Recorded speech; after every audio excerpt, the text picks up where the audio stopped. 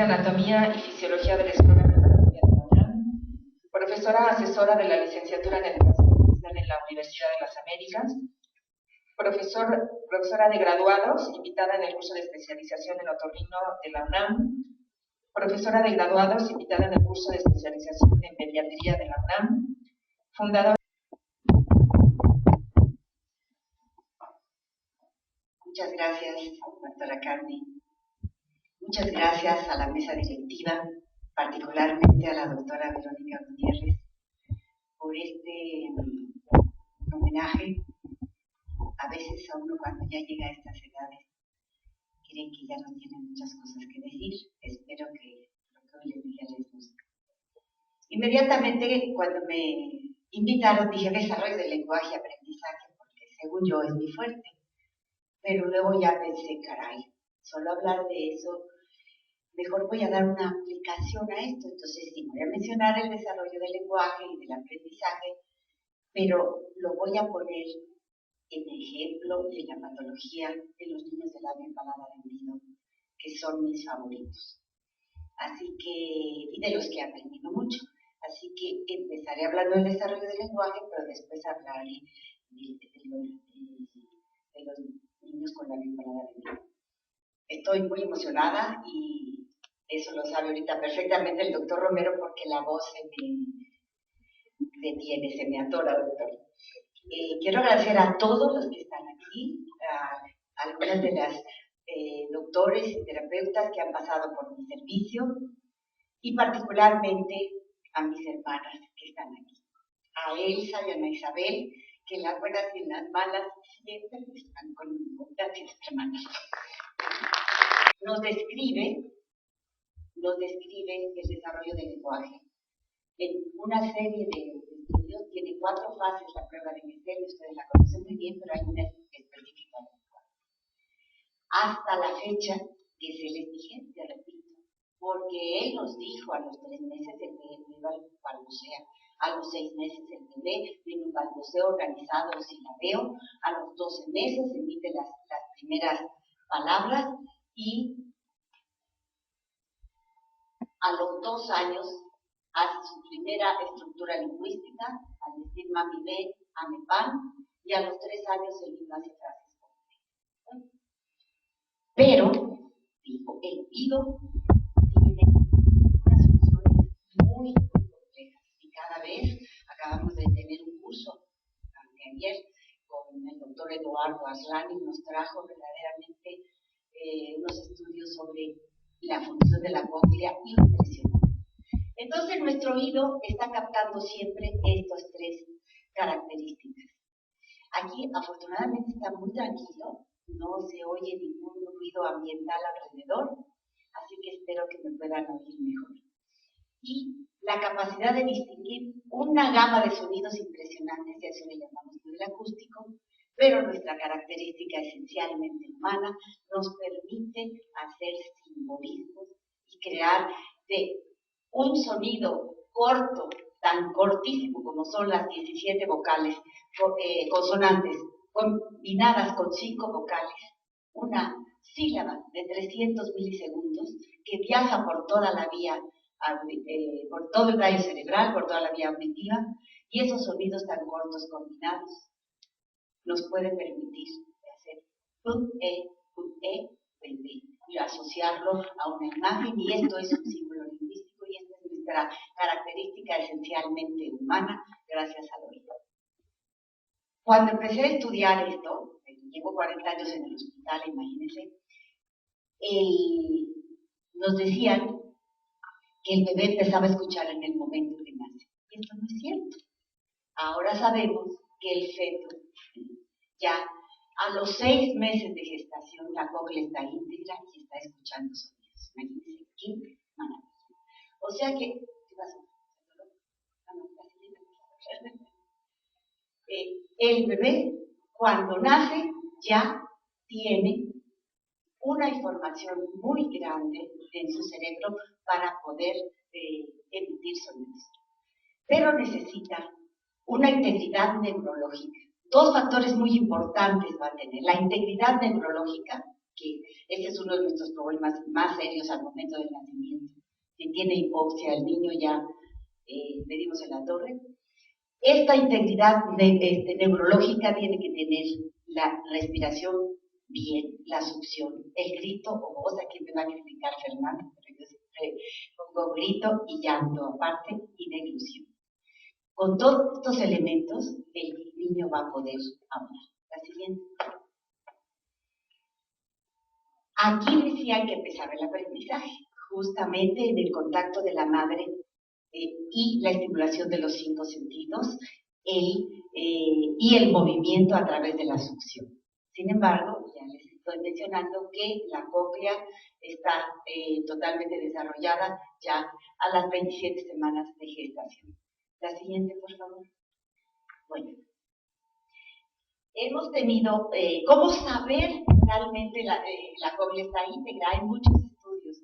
Sin embargo, que es tan sencillo de Casper y Pfizer en Inglaterra, fíjense, nosotros, el doctor Mario Skurovich, que fundó el Servicio de Neurología en el Instituto Nacional de Pediatría, nos propuso hacer este ejercicio con los niños de la guardería, que estaban, ahí mismo estaba la guardería cuando nosotros teníamos bebés y estábamos recién iniciados en el instituto.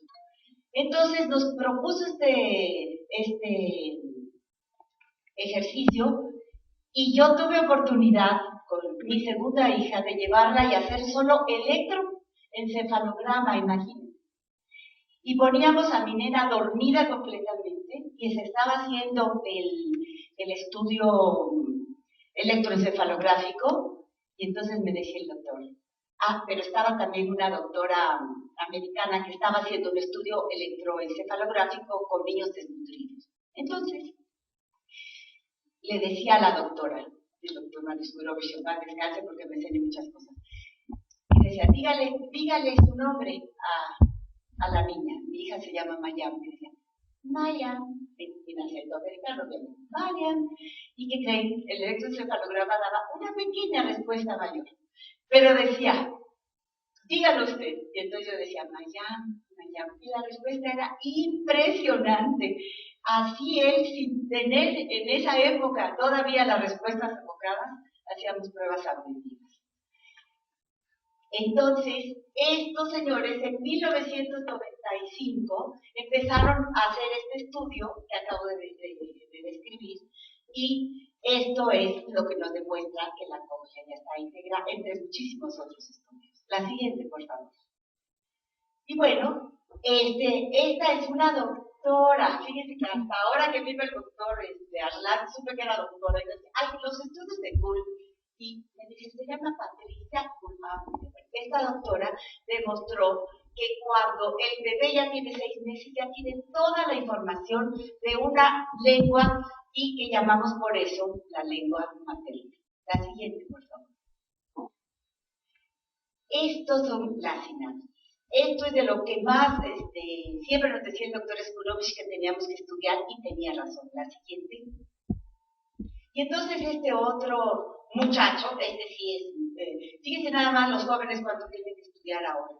Este muchacho es neurólogo, biólogo y pediatra, y está en esta universidad, y como buen oriental, con la paciencia de poder contar en un estudio que es la tomografía por positrones o emisión de positrones, se puso a contar las neuronas del tallo cerebral. En el momento en que nace el niño hasta los 6 meses. Y bueno, esto cuando hay tiempo hago juego con las personas y pregunto cuántas neuronas, cuántas sinapsis, y nadie le atina. Pero en obvio a tiempo, fíjense nada más, encontró y que inmediatamente después del nacimiento los cerebros de los lactantes comienzan a formar conexiones microscópicas para aprendizaje sensorial. De 100 millones de neuronas en un recién nacido, a los 6 meses tenía 50 millones de conexiones en sinapsis. Bueno, ni siquiera Moreira se puede imaginar la cantidad de dinero que sería eso. Entonces, las sinapsis que no son empleadas, esta es nuestra base de la terapia del lenguaje, las sinapsis que no son empleadas empiezan a languidecer en un proceso llamado cercenamiento. La manera de reforzar estas pequeñas conexiones es la estimulación, pero no a los 3 años. Estamos hablando de los 6 meses. De ahí la discusión en qué época se tiene que poner el implante coclear. Antes de los 2 años, por lo menos, para que realmente funcione. La siguiente, por favor. Entonces había dicho que a los 6 meses el bebé se sienta y balbucea. Pero ya es un balbuceo organizado, incluso ahora decimos sí la veo. Pero hay otras funciones importantísimas que suceden a los 6 meses. En el momento en que el bebé se sienta, descubre el espacio. El tiempo ya lo está descubriendo con el oído. Y de eso podríamos discutir horas, porque ahora la información de tiempo y espacio se va al mismo tiempo en los implantes. Entonces empieza a descubrir su cuerpo como es, para qué funciona, y la integración del esquema corporal es importantísimo para el desarrollo del lenguaje. En el momento en que él pasa un objeto de una mano a otra, se empieza la lateralidad y no se consolida hasta los 5 años. Imagínense cuán importante es esta etapa. La siguiente, por favor. Aquí me salté el gateo y es importantísimo. La coordinación motora del gateo es fundamental para todas las funciones de coordinación motora fina que vamos a hacer posteriormente con la escritura principalmente. La siguiente, por favor. A los 12 meses, entonces, el bebé dice palabras como mamá, papá, aba, eche, pan, pipí, popó, sino. También los pericos lo hacen, por eso les decía que a los 2 años, cuando dicen papi, ven, ame, pan, quiero momil, eso ya es una estructura lingüística y se da todo un largo año para tener. Entonces, ¿qué necesitamos para poder realmente hablar? Pues la integración del oído, la memorización de las palabras. Si se fijan, la integración del oído es periférico. Todas las demás funciones, la memorización, la comprensión y la elaboración de la respuesta son funciones muy complejas en nuestro cerebro, cada vez se descubren más puntos de ellos, y la expresión de la respuesta oral. ¿Qué le pasa al niño con labio y paladar hendido?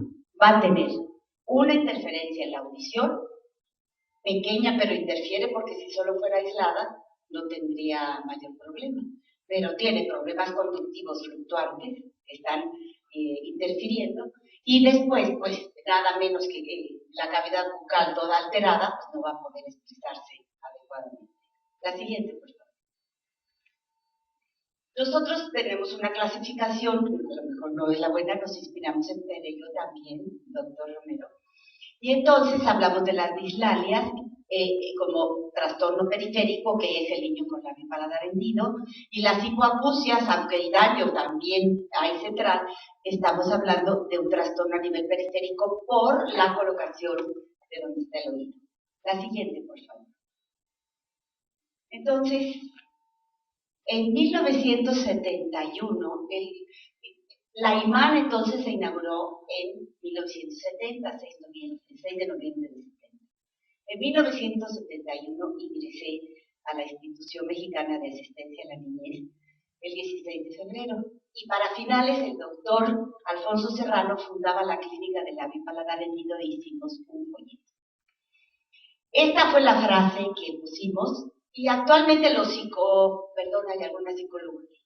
Los psicólogos, es que luego digo los psicólogos, pero perdón, lo digo con cariño, porque se opusieron a esta frase, se opusieron y pusimos, hoy he nacido y te vamos a ayudar, o sea, completamente diferente, pero a mí siempre me gustó esta porque mueve a los papás. En el momento en que nace un niño con labio y paladar hendido, es un impacto terrible. Otra cosa que quiero decir aquí, ante todos los que manejamos niños con discapacidades, es que cuando una mamá me dice, es que me llegó un David como un ángel, ay, casi convulsiono, no es cierto. Hay papás, no es cierto, hay papás que verdaderamente se aman tanto como pareja, que sacan adelante un niño con discapacidad. Pero después de 40 años les puedo decir que son muy pocos, que tenemos que motivarlos realmente para que saquen adelante a sus niños. Entonces esos papás de 10, ¿no? De 1000, hay muy pocos. Pero es nuestra responsabilidad también motivarlos. La siguiente. Esta es la malformación más frecuente. La unilateral izquierda completa, de labio hasta velo. La siguiente, por favor. Solo nos supera un poquito, y lo acaban de decir nuestras genetistas en el curso que tuvimos en esta semana. El síndrome de Down dice que hay 1 por cada 600 nacidos vivos, y la bipaladar hendido es 1 por cada 750 nacidos vivos. En diferentes manifestaciones, obviamente, pero es un número enorme. La siguiente, por favor. Esta es la malformación mínima, la expresión mínima de esto, que es un paladar submucoso, que podemos ver que está ahí la ócula bífida y separada los músculos de la misma. Generalmente no nos llegan porque, a menos que tenga la voz nasal, porque si este velo se mueve hacia atrás y hace cierre con las paredes de la faringe, nunca nos va a llegar. Solo nos llega cuando está la voz nasal, entonces sí nos llega. La siguiente, por favor. Bueno, el proceso y toda la habilitación o rehabilitación del niño con labio y paladar hendido se lleva muchos años. Los 5 primeros son los más importantes, sobre todo el primero y el segundo año. El labio se opera a los 3 meses, el paladar alrededor del año, y de ahí va a pasar a ortodoncia genética, a audiología, a foniatría. Es todo un proceso de trabajo que cuando se siguen todos los pasos, los resultados son verdaderamente maravillosos. Estaba diciendo que en estos niños todo está afectado, y por eso los escogí. Está afectada la audición. En una hipoacusia superficial, que a veces está fluctuando y puede llegar a hipoacusia media. Mientras ese velo no se opera, la trompa de Eustaquio no está funcionando, hay cuadros de otitis frecuentemente, y aún después de cerrado el paladar, con el medio ambiente en el que vivimos, y una trompa de Eustaquio que no era funcional, siguen los cuadros de otitis, y esta hipoacusia fluctuante conductiva es por sí sola un obstáculo para que hable bien el niño. La siguiente, por favor. Bueno, tenemos una cantidad de elementos en nuestro cerebro y los llamamos genéricamente dispositivos básicos para aprender. Uno de los más importantes es el lenguaje, aunque no lo haya puesto ahorita en primer lugar, porque me tiene muy preocupada, y si hay aquí también un neurólogo me perdona, puede haber un neurolingüista, ¿verdad? Porque se está abusando de los problemas de atención de los niños. Yo quiero decirles que yo fui hiperkinética. Es muy elegante decir a estas alturas soy hiperkinética, soy hiperneurótica, ¿verdad, hermana? Entonces, pero ellas siempre me llevaron con efecto y me toleraron, ¿no? Eso es lo que hay que hacer con los niños. Como un niño que no puede estar sentado en una clase, le voy a dar un medicamento, por Dios. Si es que él quiere descubrir mucho más el mundo. Entonces, los problemas de atención en este momento los deben de manejar nuestras terapeutas. Nosotros, como médicos especialistas en comunicación, por supuesto que también. Entonces, ya habrá alguno que sí tiene una disfunción, tiene descargas paroxísticas en su electroencefalograma, por supuesto que le vamos a dar medicamento, pero no a todos, ¿eh? Y entra una familia, un grupo de niños zombies a las clases, por favor, no. Bueno, entonces, todas estas funciones son importantísimas, ¿eh? Y no las voy a mencionar porque ustedes ya las conocen. Las siguientes.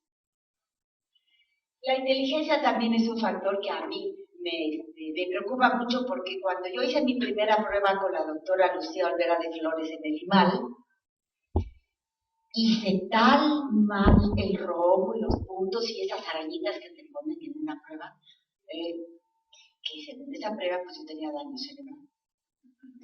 Entonces, y yo seguí, quién sabe de cuál. Ahora es mi hobby. Hablo con una persona y digo, sí es listo, no. Entonces, fíjense, de aquí están separadas las funciones perceptuales. Sin embargo, la percepción del lenguaje es de las funciones más complejas.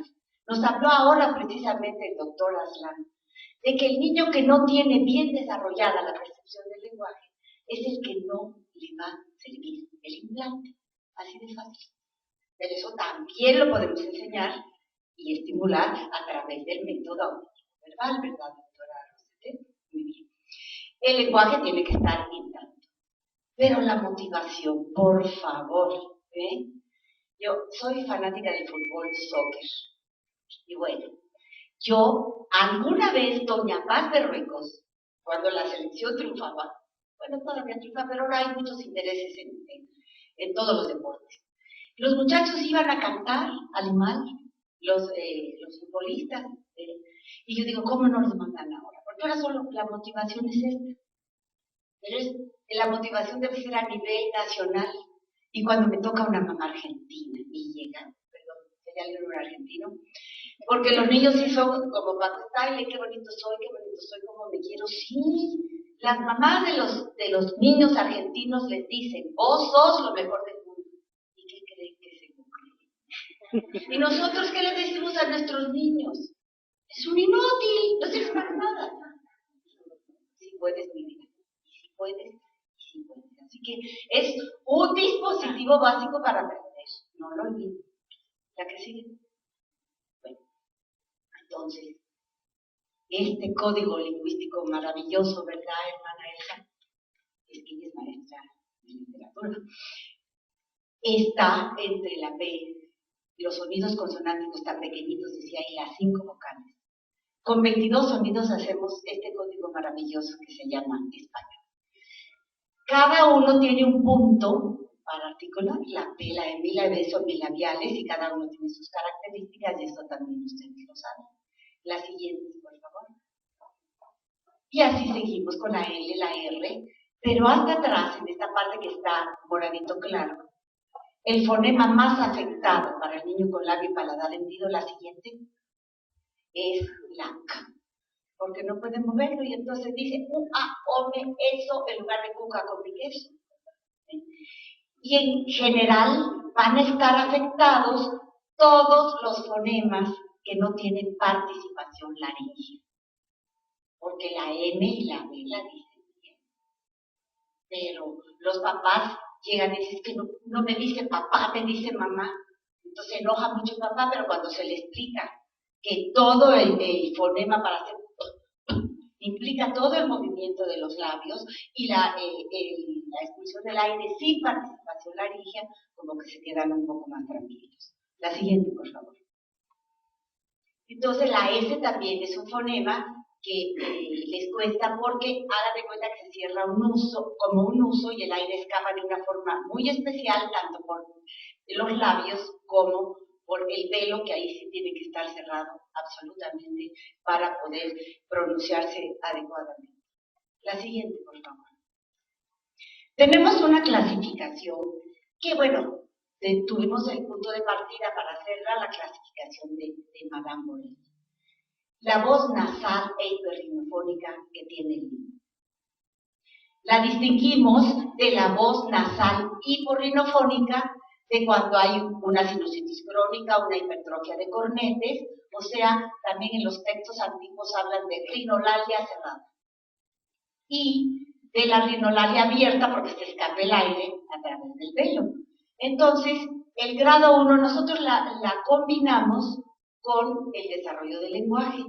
Entonces, si un niño tiene solo un fonema afectado, o lo oímos un lenguaje más o menos bien, sin ningún fonema, pero hay nasalidad, entonces hablamos del lenguaje, nunca damos 10 si hay nasalidad. Pero es un niño que lo estamos oyendo con nasalidad, pero lo entendemos, entonces llamamos lenguaje 9, nunca damos 10, grado 1.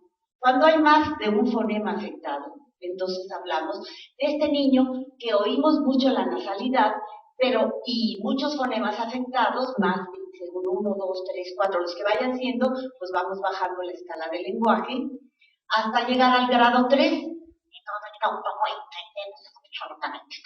es solo nasalidad, ese es el grado 3. La siguiente, por favor. La voz del niño es aguda. Ese es Elton John cuando me caía bien. Bueno, ahora me cae muy gordo. Y no porque se haya casado con otro chico, no, es que él se siente la divina garza. Ya no es. Punto de vista muy personal.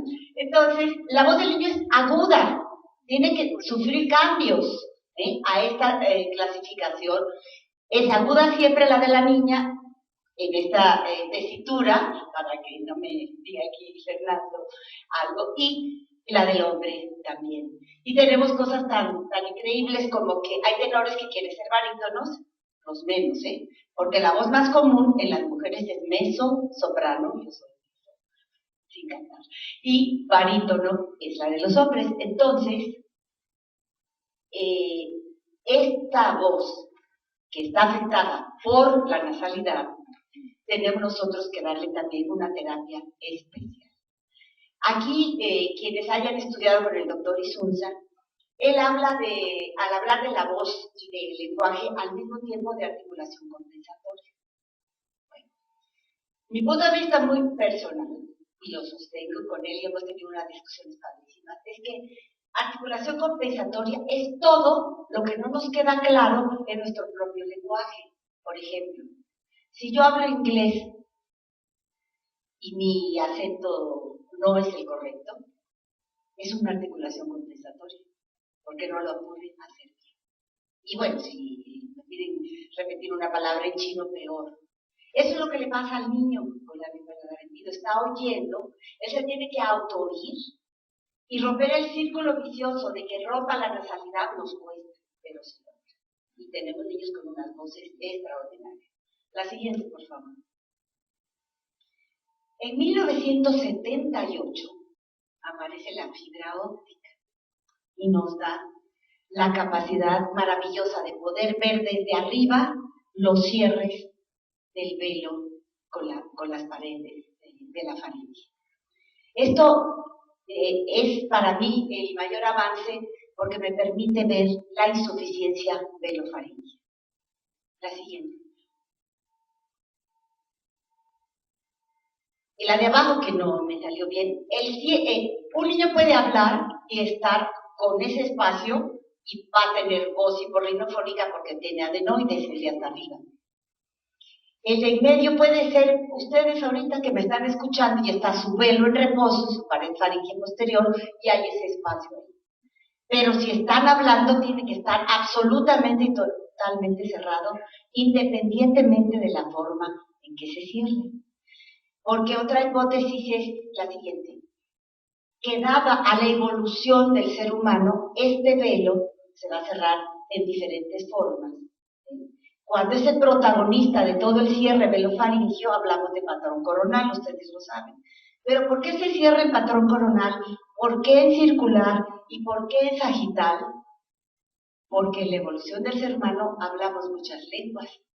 Y entonces la inervación, que es muy compleja, ustedes lo saben, intervienen varios pares craneales, nos da ese cierre de manera diferente. Y eso es lo que hace que tengamos articulaciones compensatorias para expresarnos. La siguiente, por favor. Entonces, pues este es el coronal, la siguiente, perdón, este es el circular y este es el sagital. Los videos no me entraron moviendo, pase por favor, pero ustedes ya los han visto. La siguiente. La siguiente. Yo todavía no me puedo imaginar este es un patrón coronal, no se va a mover, pero el cierre aquí es completo, lamentablemente. Ahí están los adenoides, y ojalá se pudiera, pero no entró. Yo no me puedo imaginar en el siglo XIX cómo pasaban, como nos dijo el doctor Romero, con una luz frontal pudo ver en la faringe como en algunos pacientes, en algunos seres humanos, la pared posterior de la faringe hace un esfuerzo impresionante para alcanzar el velo y así se cierra y entonces decimos patrón coronal con rodete del pasador. En niños lo he visto muy poquito. Yo creo que sí he visto unos 10 rodetes de pantabal es mucho, pero o no sé ver bien, no sé ver bien lo que estoy estudiando, o realmente en los niños no hay mucho el rodete de pasabal. La siguiente, por favor. Este es el que lástimamente no se está moviendo, pero así está en fonación. Esto es una insuficiencia velofaringea impresionante y obviamente la voz va a ser muy nasal. La siguiente. Este es otro grado de insuficiencia. La siguiente. Y fíjense estos musculitos tan delgaditos, que todos conocen, el que del pelo, el palato, todos estos músculos, el tensor del velo, hasta últimamente se les está dando importancia. Uno de los recursos que estamos haciendo, la siguiente por favor, ahí está más de cerca para que se aprendan los nombres. Cuando ya no tenemos ningún recurso, estamos haciendo un método que se llama Vital Stim. Es un poco molesto porque ponemos los electrodos en estos músculos y hemos tenido algunos éxitos, no muchos para que les digamos mentiras, porque están estimulando directamente el velo para estar logrando una mejor formación. La siguiente. Tenemos grupos, o sea, el plan de trabajo para los niños es, si solo diéramos lugar a los niños de labio y paladar, los 100 lugares que tenemos para terapia estarían ocupados por ellos. Entonces se les da plan por escrito a los padres, talleres que tenemos con niños y terapia individual, dependiendo del caso, pero todos empezamos con trabajo en casa, después taller de articulación y posteriormente ya terapia individual de voz o de algún otro, o cuando hay problema de aprendizaje, que lo hay, no tanto directamente por el problema de labio y paladar, sino por el rechazo que hay en las escuelas por los niños con labio y paladar. Lo hay. Y todo este problema, ahora le llaman elegantemente bullying, de agresión a los niños, es otra de las cosas con las que se tienen que enfrentar y que los padres tienen que estar pues muy listos para estar siempre apoyando a sus niños. Me fui muy rápido porque fui la tercera y además porque siempre hablo muy rápido. Pero quiero dejar este mensaje, la siguiente por favor, a ver si es cierto. No está completito ahí, pero bueno. Es increíble que en 1950 esta mujer poetisa Gabriela Mistral, chilena, dijera esto. Muchas de las cosas que hemos menester tienen espera. El niño no. Ay, quítele eso porque si no, no se van a aprender mi frase. Bueno, ya la hice mía. Él está haciendo ahora mismo sus huesos, creando su sangre y ensayando sus sentidos. Él no se le puede responder mañana. Él se llama ahora. Muchas gracias.